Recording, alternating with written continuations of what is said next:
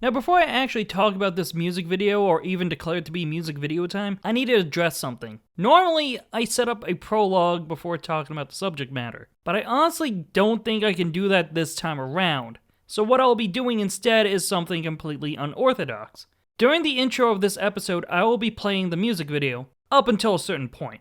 And I'll be doing it all the way in the corner, and the volume will be turned off. You really won't need the song itself just yet. Trust me on this, I have a point to this madness. With that out of the way, let's take this episode from the top. Want Herb. We want Herb. We're here live at New York's Sheraton Center for a press conference called by Burger King. January 18th, 1986, it was going to be an average Saturday night in New York City. Over at Studio 8H at Studio Rockefeller, the long-running series Saturday Night Live is being broadcasted. Live from New York! It's Saturday night! In terms of quality, it's not that eventful of an episode. Hey, would you guys mind turning off that train set for a minute? Sure, Harry Dean Stanton is the host of that night, but no real skit stood out. But this episode does have one of the most memorable musical performances they've ever shown. I'm so excited, and I just can't hide it. Originally, the Pointer Sisters were going to be performing that night, but due to sickness, they had to cancel. The Replacements? The Replacements.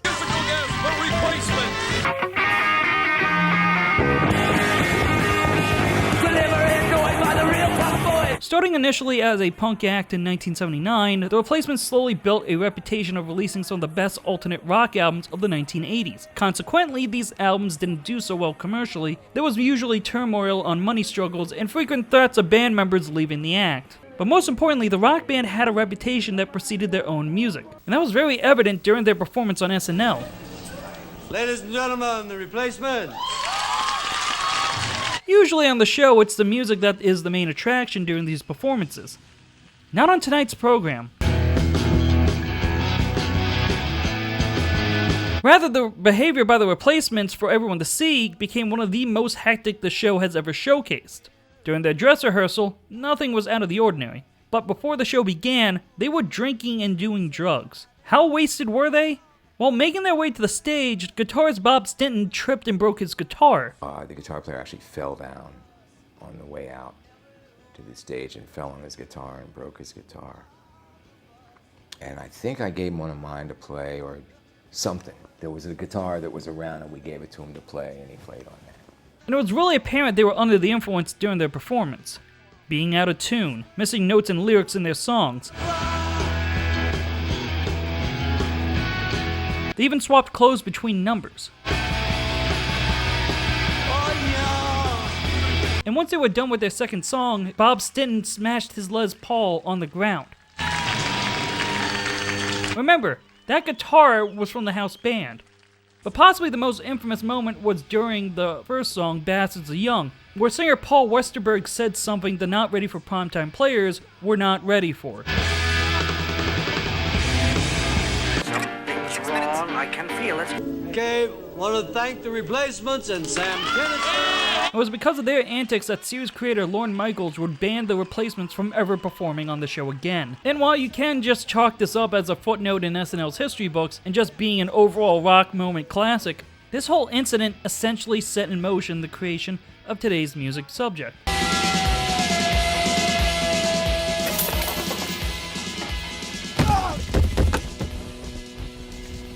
Stop. What the hell was that?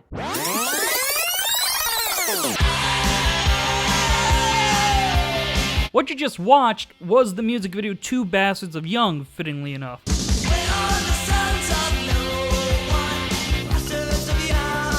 And boy, do I have a story for you. For this episode, our history lesson is to shed some light on a video that began as a compromise between band and record label and has since become one of the most critically acclaimed music videos of the 1980s.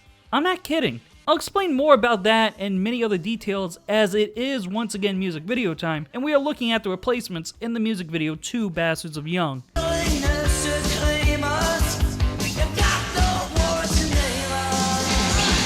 Once again, The Replacements.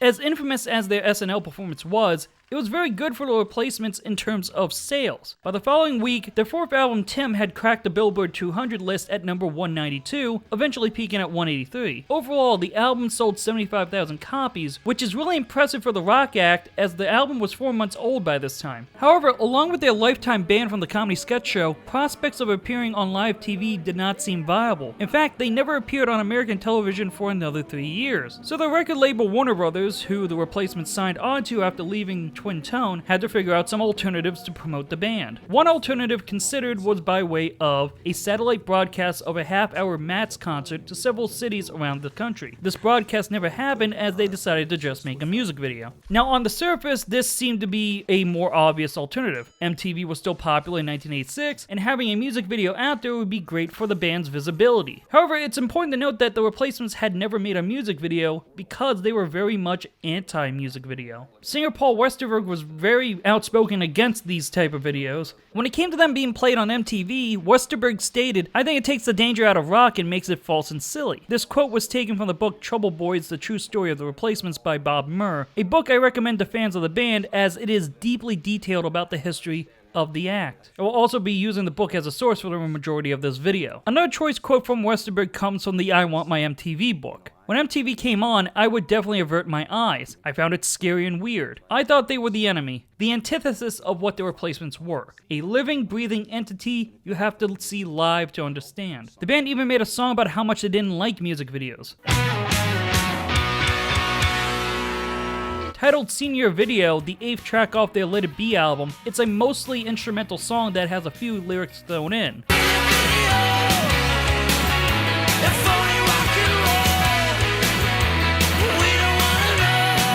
Definitely would have had to do some arm twisting to get them to even talk about shooting a music video. That being said, even with their hard stance against making them, there was a chance the Replacements would have made a video all the way back in 1981.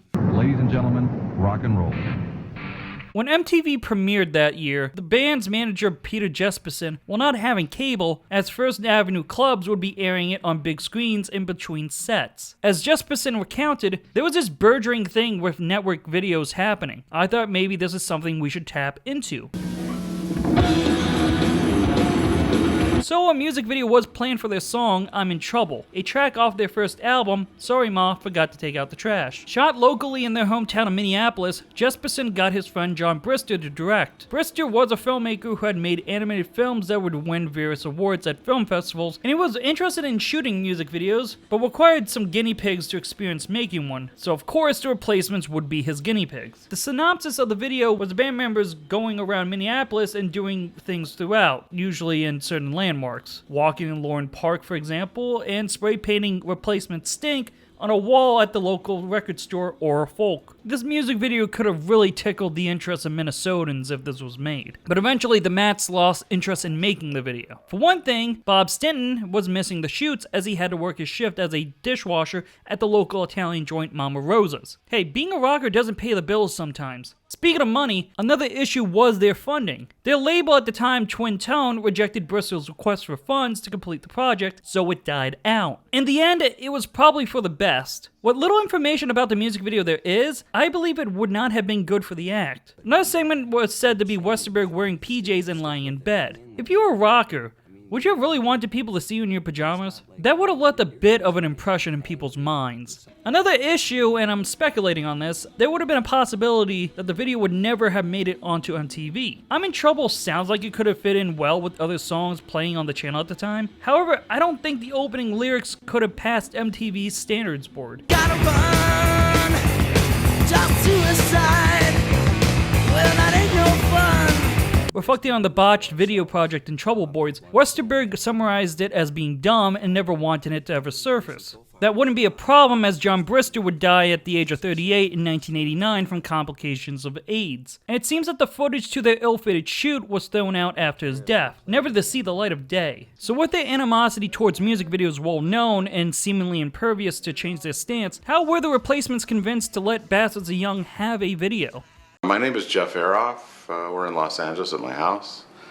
And what do? That's an interesting question people often ask me.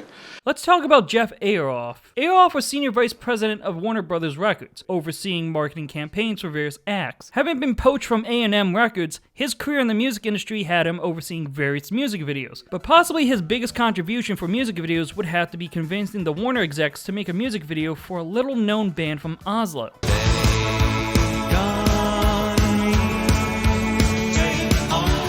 Yes, the legendary Take On Me music video by a-ha was conceived by Ayeroff, and this video has gone on to be regarded as one of the premier music videos of the 80s and yielded the band a #1 hit in the US. Maybe we'll talk about the history of this music video someday, but for now we gotta stick to our main focus. Ayeroff had been trying to convince the band to change their stance on music videos for a while. During a meeting between Ayeroff and the band members, Westerberg maintained their position, offering to instead go on Hee Haw and lip sync to Waitress in the Sky. Ayeroff was not amused with Westerberg's antics, and after having an actual serious conversation, they compromised with the band doing live TV, which resulted in a call to Lorne Michaels to get the band on Saturday Night Live. Oops. So with the live TV spots now a bust, Warner leaned hard on the mats to make a music video. But it was Ayeroff who came up with the video concept that finally made the band relent. The idea was simple. None of the replacements would appear in the video. As Ayeroff put it, it gave them plausible deniability. They would go, "Oh, the record company did that. We didn't do that." Ayeroff's initial concept for the video does sound a bit interesting compared to what we actually see in the video. You're in a college kid's dorm room with a cinderblock book stand and a stereo. This guy would be smoking a cigarette, listening to the song, and we see the speaker rumbling. While there are some differences between the concept and the final version, the premise remained the same. However, Ayeroff did mention the video had a different ending. Originally it was going to end with the cigarette dropping on the carpet and catching fire. MTV did not give clearance for the ending, meaning that they would not have shown it on their channel. So as Ayeroff put it, they were making lemonade out of lemons with their new ending, that being property damage. Now it might seem like the band were reluctantly making a video as other bridges had been burned down, but there were really not any other options for replacements at this point. So at least they were happy to not appear in the music video. They were clearly not going to be in a video, but when the time came, it was decided we would just do this thing with a speaker and they would not be in it. As Westerberg told Rolling Stone back in '86, if we did do a video, we want to do one that no one would want to watch all the way through, much less twice. We'll come back to that quote later. With Ayeroff's video idea getting the green light by all parties, production was finally a go, with the directing role being given to Randy Skinner. Skinner joined Warner Brothers in August 1984, getting the position of director of video. By 1986, she was part of a team that was churning out 200 music videos a year. Skinner brought along Bill Pope to be director of photography. Now, if the name Bill Pope sounds familiar, it would be due to being cinematographer for various directors, for movies by Edgar Wright, Sam Raimi, and even the Wachowskis' Matrix trilogy. But before ever directing these films, he made a name for himself directing music videos. One being a director for Metallica's first music video, One. I already covered that music video, so I recommend checking out that session of Music Video Time. The video was shot in Los Angeles and was budgeted at $10,000. The shooting location was at Randy Skinner's apartment. It being the director's apartment, the milk carton, turntable, and speakers were hers. And I hope some of the budget went into buying her new speakers. The couch in the video, however, was brought in for the shoot. And while Westerberg and Stinton were on the set, as per their agreement, they did not appear in the video. Paul and Tommy came out for the shoot. And we shot in my living room, and I thought, well, they're here. Certainly, they're going to be on camera. But no, they refused to be on camera, not even be the leg in that video.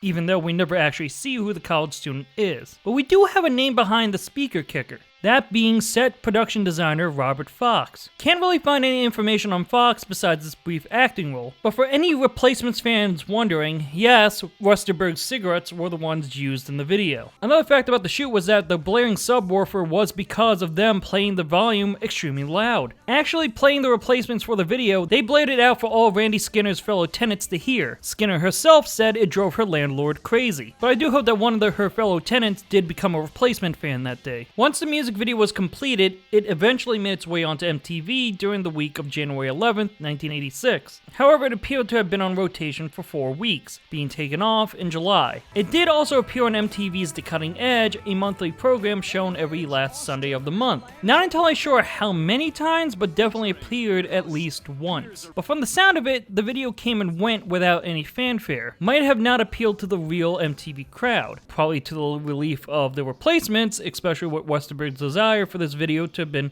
pretty much forgotten. So it would be safe to assume that this video was a flop. However, while it was no longer part of the main MTV rotation, it did garner an audience on the channel.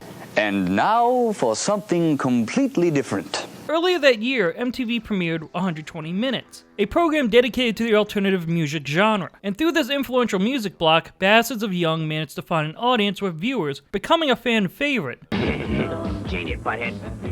No way, Beavis. Something cool's gonna happen. Here comes the cool part. Yeah, kick it. Yeah.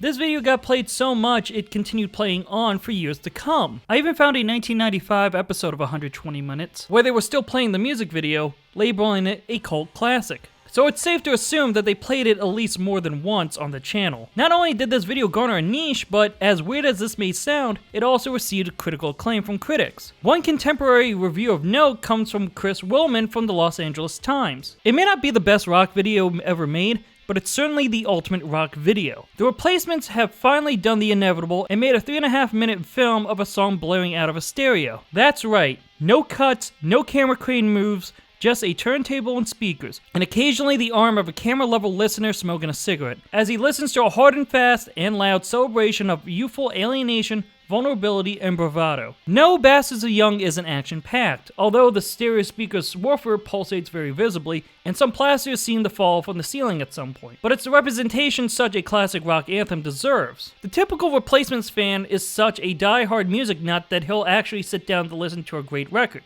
with just a wall and revolving rubber platter to look at, sans 250 edits. Video revolution or no video revolution, that's still the ultimate rock and roll experience. Willman concluded his review by giving the video a score of 93 out of 100. 2 things to take away from that. 1, I found it weird that the LA Times would grade music videos on a scale of 100, but that high of a rating is really impressive. The newspaper would also rank it on their end of list of the best music videos of 1986, with Willman placing it second place on his list, while fellow critic Terry Atkinson ranked it as 9th. And it's really possible that Bastards of Young would have been Willman's top choice if it wasn't for a certain music video that also came out that year. Frankly, Sledgehammer being the video of 1986 was a given. It's Sledgehammer, come on. Even retrospectively, Bastards of Young has appeared on lists of best music videos of all time, including ranking at number 69 on Rolling Stone's list in 2021. Nice. And I can understand a bit of confusion this might generate. It's just a music video that someone listens to a song and smokes a cigarette on a couch. Why on earth would this be so heavily regarded? Well, if I had to make a guess, one reason might have to do with the video being the perfect anti-music video.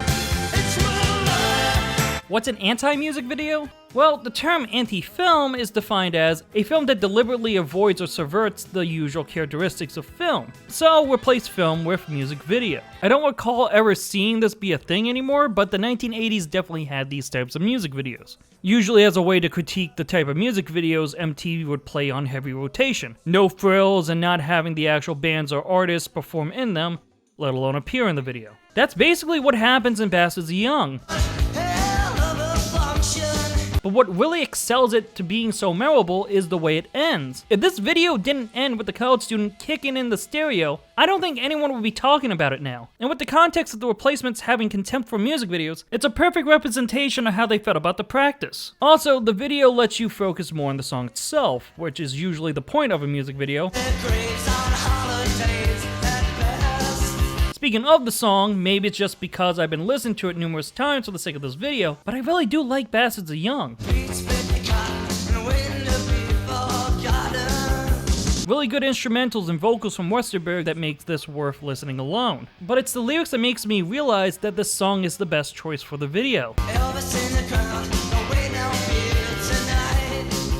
The song's subject matter is about alienation. Westerberg was inspired by his sister Mary leaving their hometown to search for acting roles in New York City. As the singer said, "To me, a part of that song is about my sister who felt the need to be something by going somewhere else." It's sort of the Replacements feeling the same way, not knowing where we fit. It's our way of reaching a hand out and saying, we were right along with you. We are just as confused. There's a feeling of being a witness to a lonely rock fan in his room, not sure where he is in life, listening to his vinyl and then becoming agitated to the point of destruction. It fits perfectly in line with the destructive nature of the Replacements and their antics, but it also matches with their frustrations on their future. Westerberg himself was worried about the Mats being a tax write-off for Warner, which hits home for the singer since his birth was induced for New Year's Eve as a tax write-off. So in my opinion, when watching this video, it shows you what it's like to listen to their music. Destructive yet relatable in a vulnerable sense. It's no wonder they found an audience with the 120 minutes crowd. It being an outlier to other music videos so popular on MTV at the time, it comes off as a breath of fresh air.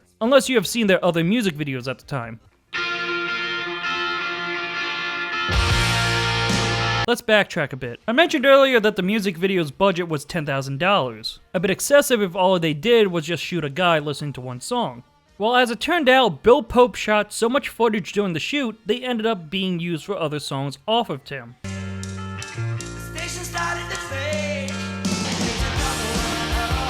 Left on the Dial, for example, has the same scenario as Bastards of Young, minus the... And then there's Hold My Life, which is distinctly in color compared to the other two being in black and white. Honestly, it's interesting to think that these other videos could have been used for Bastards of Young, but I'm glad they're not, because I believe the song and the video complements each other so well that I don't think that any other video would work. And I have to say that it's impressive that they shot so much they made distinct enough videos with a $10,000 budget. Especially since the dog they used cost $500 to use. Wait, what dog? So apparently there are actually two versions to Bastards of Young, one having a dog in it. Professional movie dog even. And it did cost $500 a day to have on set. Randy Skinner herself said it was the most expensive thing. So what did the dog do in the video? Well, it just walks around throughout. Honestly, nothing much else. $500 well spent. And apparently when it was shown on MTV, the channel proper showed the one without the dog in it, and the one with the dog was shown during the cutting edge. And unfortunately, I couldn't find the dog version anywhere for this video. As far as I can tell, the Replacements don't have any of their music videos on home video, so that prospects out. And for what I gathered in my research, Rhino Records did have it on their YouTube channel, but they eventually privated it. I'm assuming they lost the rights to play it. I even tweeted out about it, and Rhino did acknowledge my tweet by liking it, though I believe they missed the point in my tweet. So if you manage to have that version recorded somewhere or downloaded on a hard drive, let me know in the comments or through my social media.